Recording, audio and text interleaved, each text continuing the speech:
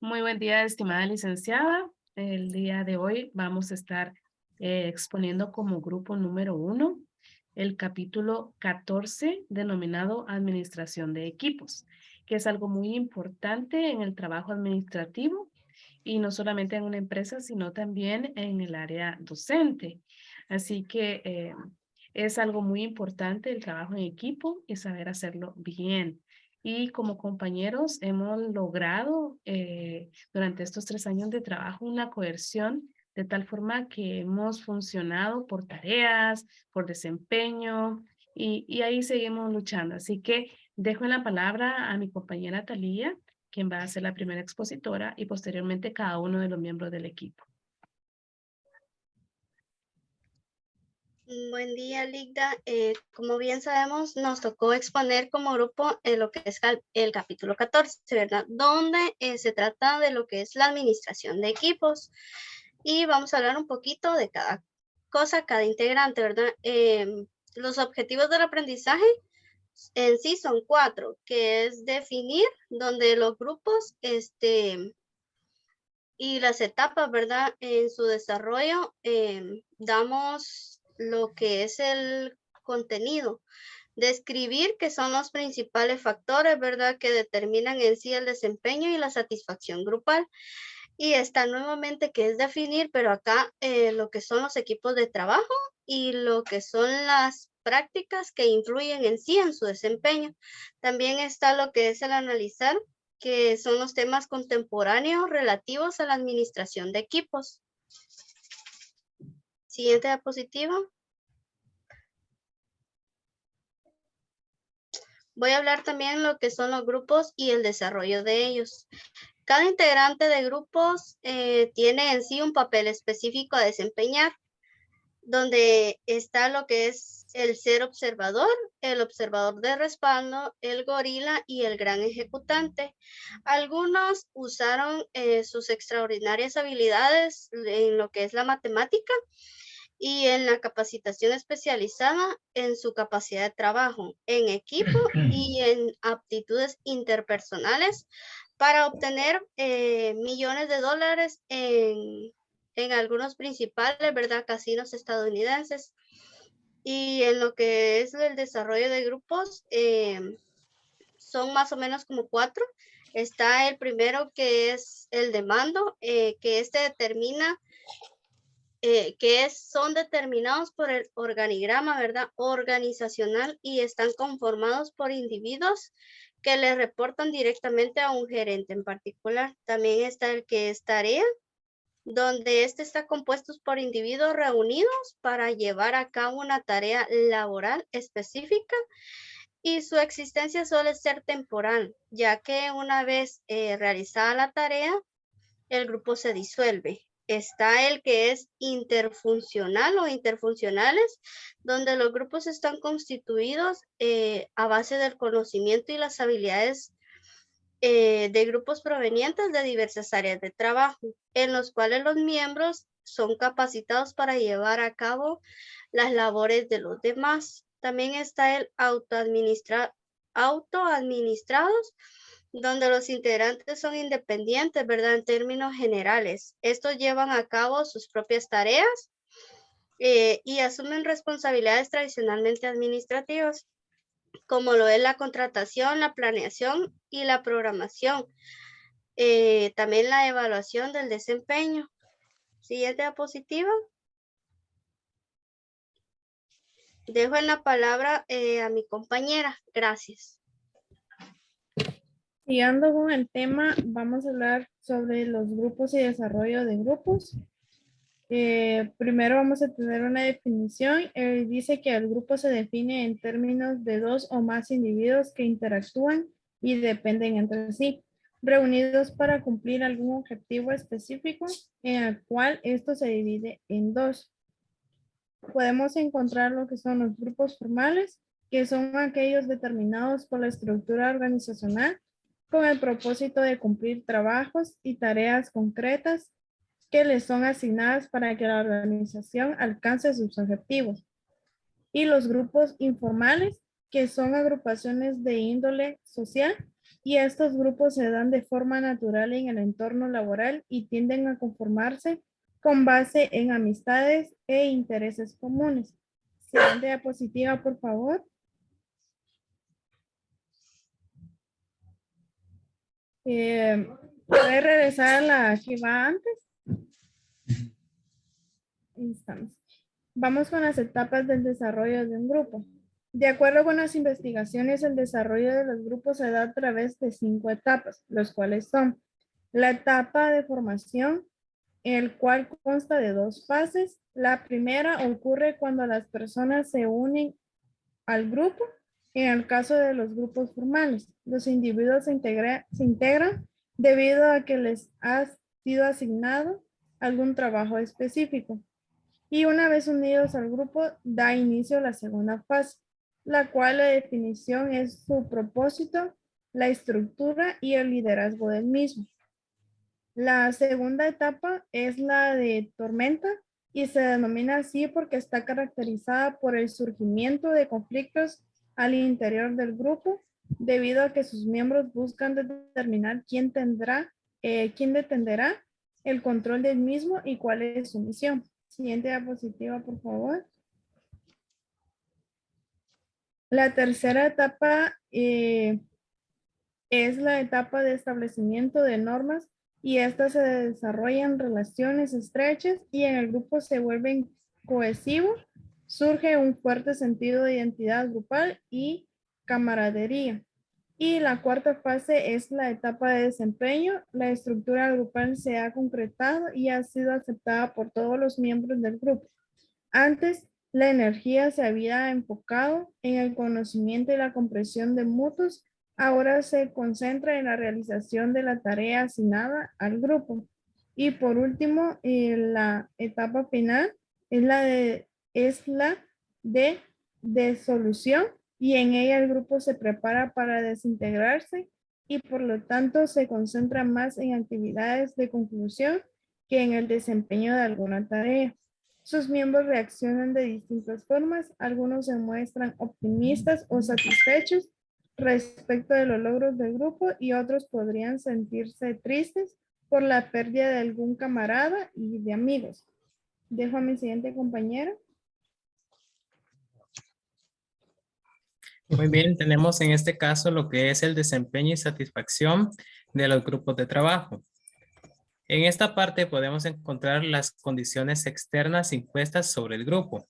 Podemos ver aquellas condiciones que puedan afectar, en este caso, todas aquellas partes externas que imponen una estrategia de organización, entre ellas las realizaciones de autoridad, estas normas que se empiezan a imponer dentro del grupo de trabajo, reglas, reglamentos formales, disponibilidad de recursos, criterios, entre otros, como la selección de empleados, quienes conformarán este grupo, y asimismo la cultura que cada uno de estos posee para tener una buena administración y un buen desempeño dentro de la distribución física y en general el espacio laboral que van a compartir dentro de la empresa.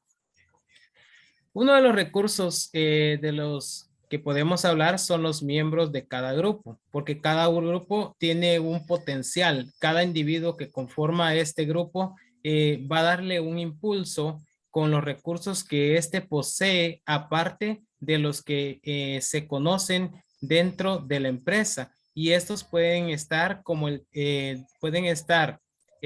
compilados como el conocimiento o habilidades que pueda tener una persona, las aptitudes que posee, también las características personales en las cuales ellos pueden socializar, pueden recibir órdenes de un superior y todos aquellos que determinan que puedan ser prácticamente una labor eficaz dentro del desempeño o la labor que se asignará a cada integrante.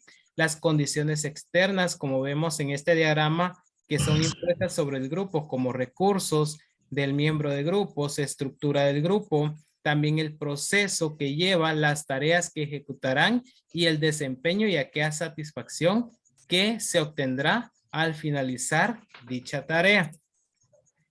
Otra parte importante es que cada estructura de grupo empresarial es diferente y se define por medio de los roles y aquellas normas que van desde un nivel de conformidad, desde el sistema de estatus, donde vamos a ver el tamaño del grupo, también la cohesión que pueda existir entre el mismo y aquella parte del liderazgo que surge dentro de cada grupo. Recordemos que cada grupo tiene un líder, tiene una persona que va, en este caso, a ser el representante, pero esto no quiere decir que solo él va a estar dispuesto a realizar cada una de las tareas, solo va a llevar a una tarea, va a llevar a su equipo de trabajo a un triunfo que sea asignado por la empresa o la entidad donde éste pertenece. También en este caso se analizan con más detalles a aquellos aspectos que pueda poseer una estructura, entre los cuales también anteriormente se mencionó el rol, que es el término que se refiere a aquellos patrones conductuales. Se espera observar también un ocupante, un lugar determinado dentro de la unidad social. Aquí viene siendo lo que va a realizar dentro del grupo. Puede hacer que se desempeñe en la labor tecnológica, pues el rol de él va a ser prácticamente el área tecnológica, el área técnica. Pueda contestar el teléfono, pues ahí tiene su rol de estar contestando el teléfono o de llevar la información de un lugar a otro, incluso ser en este caso, el director o el líder del equipo dentro de cada uno de estos. Las normas son muy importantes porque cada grupo debe de tener normas. Estas normas son expectativas o estándares que puedan ser aceptados y compartidos por los miembros de dicha comunidad. Las normas van determinando qué aspectos, qué niveles de producción, qué en este caso aspectos puntuales de cada integrante, como por ejemplo la puntualidad, la cantidad de socialización permitida dentro del trabajo, si está permitido hacer bromas, si no está permitido, si solo está permitido ir a trabajar y nada más estar en el rol que se le asignó de solo trabajar, más no socialización extra, ¿verdad? Cada grupo tiene su propio conjunto. Recordemos, cada uno se rige de una manera distinta. Por ejemplo, en los grupos estudiantiles nosotros tenemos nuestras normas, cómo nos comportamos, cómo somos dentro del mismo. Más no, en este caso, podemos compararnos con otro grupo de trabajo que pueda ser, en este caso, normas más flexibles o en este caso, se impone una dictadura dentro de los mismos. Cada empresa ejecuta de distintas formas también y cada líder se caracteriza por marcar la diferencia dentro de estas normas, que son prácticamente el esfuerzo y el desempeño que representa cada integrante. Aspectos importantes también que se deben de tomar en cuenta es cómo nos quieren vestidos nuestros líderes dentro de los grupos. No podemos ir en este caso con una ropa inadecuada. En este caso, si nuestro líder nos dice tienes que estar formal, si nos dice tiene que traer camisa, corbata, tiene que traer un pantalón de color negro, todo esto se imponen dentro de las normas del grupo. Cada institución tiene sus normas, tiene su uniforme y esto lo representa a nivel institucional, ya sea de manera nacional o internacional. Prácticamente aquí se define cómo va a ser, cómo va a actuar, qué va a hacer prácticamente dentro de cada uno de estos grupos. Tenemos que las normas también son poderosas. Recuerde, cada norma que uno de los líderes impone es poderosa porque va a influenciar en el desempeño individual de los empleados y de hecho puede ser que es imposible predecir el desempeño de alguien basándose únicamente en la capacidad y en su motivación personal. También el líder debe fomentar también dentro del mismo una motivación para cada integrante. Debe de tener en este caso normas que puedan representarlos, puede ser también un día donde puedan estar de una manera más cómoda. Esto lo define cada grupo cómo va a trabajar dentro de la empresa para cumplir un cierto objetivo, ¿verdad? La conformidad es aquella vista que se quiere prácticamente, como ven en la imagen, está un gruñón, está un contento, un verde, ¿verdad? Se van definiendo prácticamente cómo quieren ser aceptadas las personas dentro de los grupos a los cuales van a pertenecer. Si bien cuando somos nuevos, pues vamos a tener una presión de qué nos van a decir, qué vamos a hacer, cómo vamos a hacer nuestro trabajo. ¿Será que lo estamos haciendo de una manera correcta? ¿Será que nos vamos a juntar con el grupo que ya lleva 3 años de estar trabajando dentro de este grupo, dentro de esta empresa? Ahí nos van a imponer prácticamente un poquito de, se podría decir, de límites en los cuales nos podemos nosotros sentir presionados sobre nuestro propio sistema emocional, si nos van a aceptar o no, o si van a ser escuchadas nuestras opiniones dentro de cada una de las preguntas que se nos hagan en el momento. También tenemos en este caso lo que es los sistemas de estatus. Los estatus son aquel factor de relevancia que comprenden a los grupos. Por ejemplo, es el grado de posición, el rango, el prestigio que ocupa dentro del grupo cada persona. Podría ser conferido también de manera informal. Las características que estos puedan tener puede ser la educación, la edad, la habilidad y la experiencia que poseen. Por ejemplo, dentro de las empresas vemos que en algunas ocasiones puede ser de que porque tenga un grado académico un poco más alto, pues tenga un rango más alto, porque tenga en este caso una edad más avanzada dentro de la institución, pues pueda tener un rango más alto a uno que acaba de ingresar. Y esto lo vemos reflejado también en salarios, en este caso en las empresas. Tenemos también la experiencia. Recordemos que la habilidad y la experiencia se va obteniendo conforme a la práctica y conforme vamos estando dentro de un grupo de trabajo. No podemos excedernos, decir tengo más habilidad y más experiencia si no poseemos el conocimiento y las normas que tiene o rigen dentro del grupo de trabajo. Muy bien, tenemos el tamaño. ¿Cuáles son los tamaños de los grupos? Los grupos pueden ser grandes o pueden ser pequeños, conforme la empresa requiera el objetivo que quiera alcanzar. Por ejemplo, si hablamos de grupos grandes, estamos hablando de que son adecuados para las aportaciones diversas, como por ejemplo de una docena de miembros o más. Pero si hablamos de grupos pequeños, y aquí hablamos de 7 miembros o un poquito menos, que son aquellos que de manera productiva son más eficaces con la información que poseen, porque recordemos que la información va a llegar un poco más rápido a grupos pequeños, más no a grupos grandes, porque van a haber en este caso intermediarios en los cuales se van a confiar, por ejemplo, coordinadores o puede ser directores de cada sede. Luego tenemos aquí lo que es un término muy común, que es holgazanería social, ser holgazán entre pocas palabras. ¿Qué quiere decir? Que una investigación realizada dio como resultado que el tamaño del grupo puede dar esta parte de ser holgazán. Y esto se refiere a que podemos darle más prioridad a un integrante que pueda dibujar o que pueda hacer un trabajo en una computadora, mientras el resto solo se queda pensando y en este caso se queda pensando y luego se duerme, como vemos en la imagen, ¿verdad? Le dejamos todo el cargo a una sola persona y es lo que ocurre muchas veces. Por eso se dice que el holgazán social puede ocurrir debido a que la gente cree que el trabajo no está repartido equitativamente.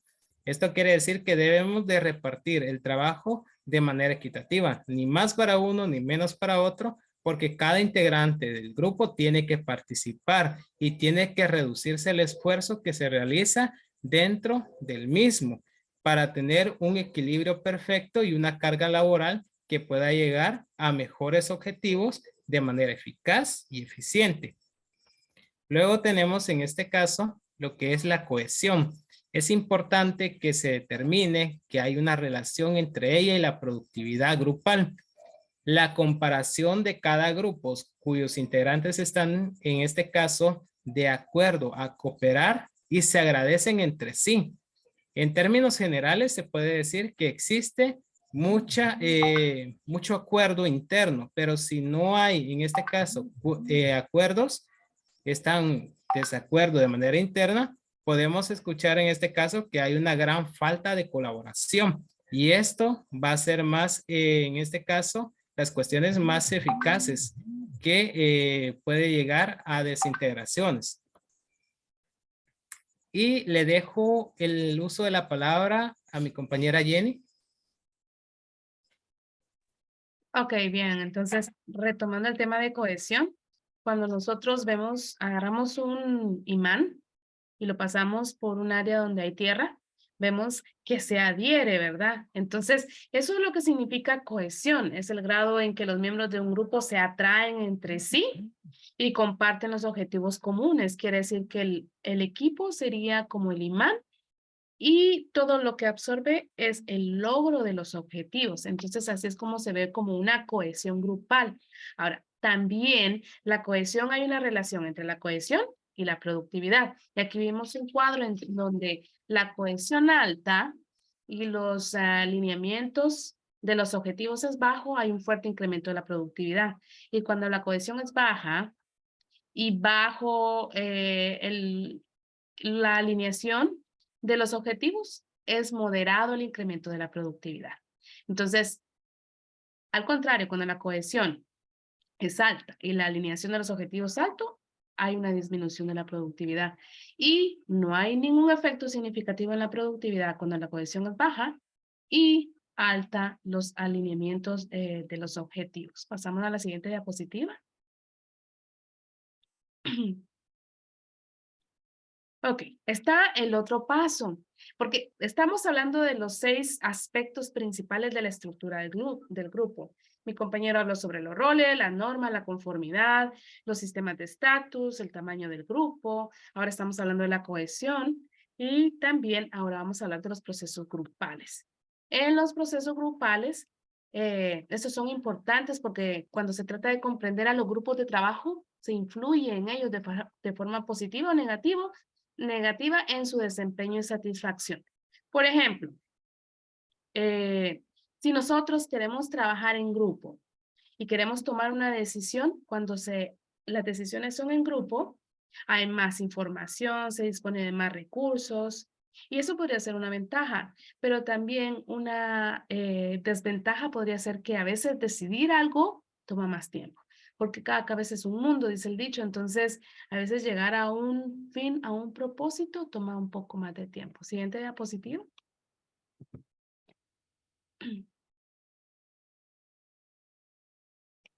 Como lo mencionaba, a la hora de tomar decisiones en grupo. Y nos ha pasado como grupo, ¿verdad? Entonces que a veces tenemos que decidir y a veces decimos, no, que mejor juntémonos a las 6, no, que mejor a las 7. Entonces, a veces mientras más grande el grupo y más compleja la decisión que hay que tomar, se toma más tiempo. Entonces, son raras las organizaciones que no cuentan con comités en las empresas. Fuerzas de tarea, paneles de revisión, equipos de análisis o grupos similares que están involucrados en la toma de decisiones. Ya hablábamos de los tamaños de grupos, ¿verdad? Grande y pequeño. Y mientras más grande es más fácil tomar decisiones y es más efectivo. Sigamos con la siguiente diapositiva, por favor. Bien, entonces aquí tenemos en juego la mayor creatividad. ¿Y cómo funciona esto? Por ejemplo, en reuniones electrónicas, como estamos haciendo en este momento nosotros, nuestra reunión de grupo, ¿verdad? Y estamos exponiendo, los grupos involucrados en la toma de decisiones interactúan utilizando computadoras conectadas entre sí, ¿ya? Y también se puede tomar decisiones de esa forma. Cuando hay una técnica de grupo nominal, TGN, la técnica de toma de decisiones es en la que se presenta un problema y a los miembros del grupo, entonces cada uno de ellos toma notas individuales sobre el mismo y presenta una idea, ¿ya? Una idea ante sus compañeros, pero de manera individual. Y el análisis comienza cuando todas las ideas han sido planteadas para llegar a una decisión. Y por último está la lluvia de ideas, en donde se genera ideas que estimulan a la formulación de alternativas sin dejar de lado la crítica, ¿verdad? Entonces, son 3 elementos importantes y que se pueden ir variando y mezclando para poner en juego la toma de decisiones con mayor creatividad. Siguiente diapositiva. Los manejos de conflictos. Esto es muy importante. En todo trabajo en equipo se manejan conflictos. Entonces, el manejo de conflicto, el conflicto es un problema, ya algo que estorba para alcanzar los objetivos de manera eficiente y eficaz. Y el conflicto es la percepción de diferencias irreconciliables que da lugar a interferencias u oposición. Si tales diferencias son reales o no, carece de importancia. Si las personas que integran el grupo perciben la existencia de las mismas, habrá conflicto. Bien, entonces, ¿cómo manejar los conflictos? Muy importante para poder que el grupo logre y no se disuelva, que es la última etapa del grupo, ¿verdad? Entonces, que logre mantenerse, que logre trabajar en equipo. Siguiente diapositiva. Ahora, perspectivas para explicar el conflicto.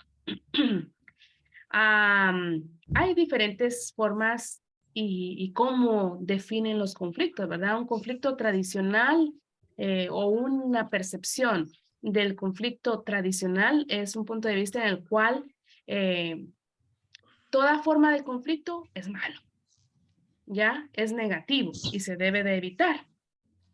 Ahora, según las relaciones humanas, el conflicto es el punto de vista según el cual es un resultado natural e inevitable en cualquier grupo. Siempre va a pasar en las relaciones humanas. Y por último, según la interacción social, el punto de vista según el cual es necesario cierto grado de conflicto para que un grupo tenga un desempeño eficaz. ¿Ya? Entonces esas son las perspectivas. Por último, tenemos los tipos de conflicto, pero vamos a entender que hay conflictos que funcionan, los funcionales, y los conflictos disfuncionales. Los conflictos funcionales respaldan nuestros objetivos como grupo y mejoran el desempeño del mismo. Ahora, los conflictos disfuncionales obstaculizan el cumplimiento de los objetivos del grupo. ¿Ya? Hay una pantalla que no deja que funcionen las cosas bien.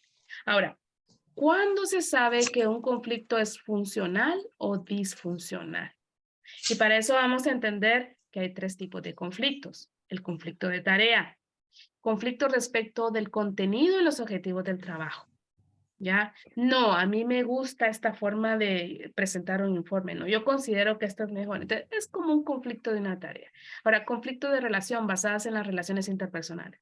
Yo no me quiero juntar con esta persona, ¿ya? Entonces, se refiere a la interrelación entre seres humanos, ¿verdad? Y eso va a pasar. Ahora, conflictos de proceso. Conflicto respecto de cómo se efectúa el trabajo. No, hagamos la sesión por Zoom y luego pasamos a esto y luego hacemos esto. No. Y es un proceso. No, mejor usemos Meet si es más fácil. Entonces, esos son los tipos de conflictos que se deben ir superando en el grupo. Siguiente diapositiva. Ahora, algo importante es la asertividad y la cooperación en el equipo. ¿Y cuándo se logra eso? Si ven, aprecian en el centro, hay un punto y es el compromiso. ¿Cuándo surge eso? Cuando hay una resolución de conflictos mediante la cesión de algo valioso de cada parte, ¿ya? Todos ceden, en alguna forma todos ceden, ¿ya? Entonces hay un compromiso de cada miembro del grupo, una colaboración. Se resuelven todos los conflictos mediante la búsqueda de una solución en donde todos sean beneficiados, ¿verdad? No con imposición, no con evasión, ¿ya? Porque al aceptar la resolución de un conflicto se ponen las necesidades del grupo o los intereses de todos en general sobre los míos, sobre los propios. Siguiente diapositiva. Y dejo en la palabra a mi siguiente compañera, Susan. Me toca a mí. Perdón.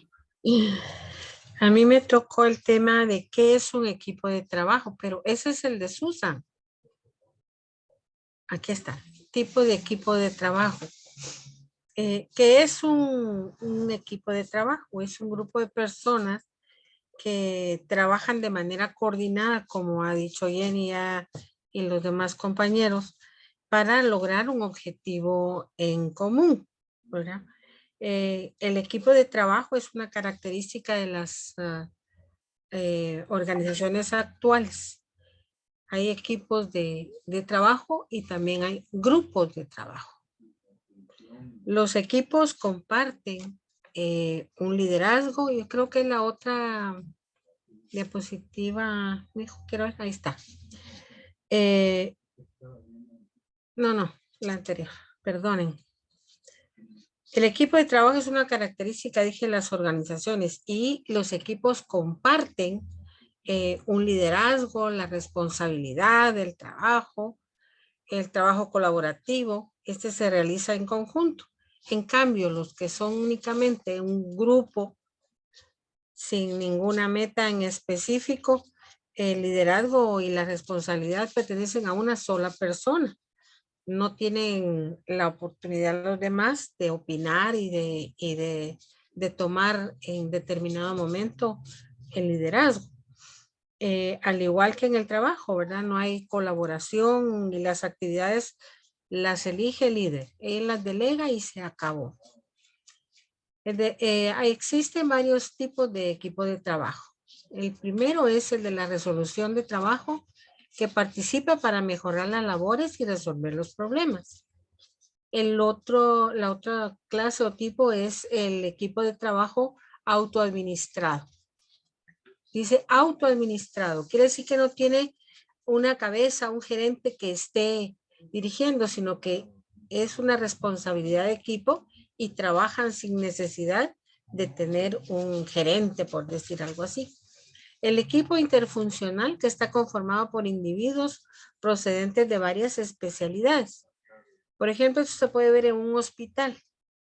Cuando hay especialistas, un especialista cardiólogo de huesos o qué sé yo, esto puede venir al hospital a demostrar que cuando hay un especialista, los enfermos van a estar atendidos por alguien muy especial y van a pasar menos tiempo porque se ve el resultado bueno de un especialista dentro de su enfermedad.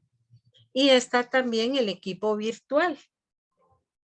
Este equipo utiliza la tecnología para contactar a sus integrantes que se encuentran dispersos, con el propósito de que cumplan un objetivo en común. Este equipo colabora online con herramientas como la videoconferencia, el fax y otras. No necesita verse personalmente. Incluso lo estamos haciendo nosotros ahorita en esta presentación, en esta exposición. No nos tenemos a la par y sin embargo estamos conectados y desarrollando nuestra tarea. Ahora, ¿cómo crear? La siguiente, por favor. Aquí tenemos las características de un equipo eficaz. Las características de los equipos eficaces es que tienen, por ejemplo, los objetivos claros, habilidades importantes cada quien, confianza mutua, que es tan importante, compromiso unificado, una buena comunicación, se comparten las ideas, se dan a conocer cosas entre todos, habilidades de negociación. Eso significa que la gente va a definir quién va a hacer qué cosa, ¿verdad? Y hace la negociación. En el caso nuestro ahorita tuvimos un ejemplo. El liderazgo adecuado, apoyo interno y el apoyo externo. El apoyo interno y el apoyo externo se refieren a tener una infraestructura adecuada, ¿verdad? Y que todos trabajen en unión para lograr un objetivo real y que todo llegue a buen término, únicamente.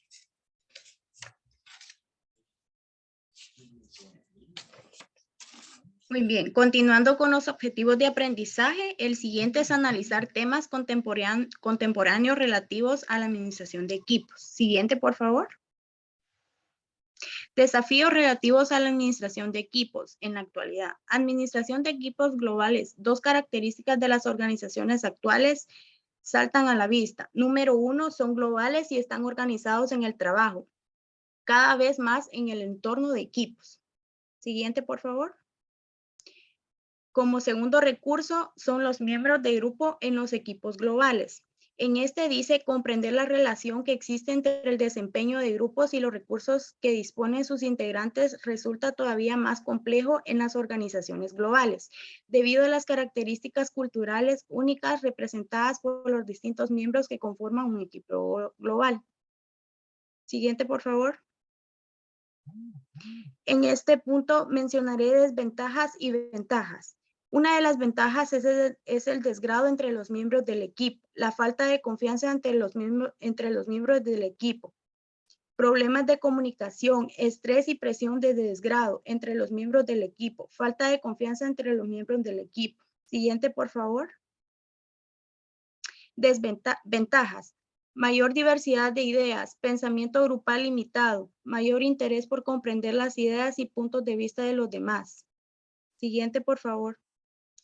En conclusión, podemos decir que los gerentes necesitan comprender los patrones de conexión informal que se generan entre los individuos que conforman parte de un grupo, ya que estas relaciones sociales informales pueden contribuir a su eficiencia y obstaculizarla. Gracias, esta fue nuestra presentación del grupo número 1. Presentamos el capítulo 14.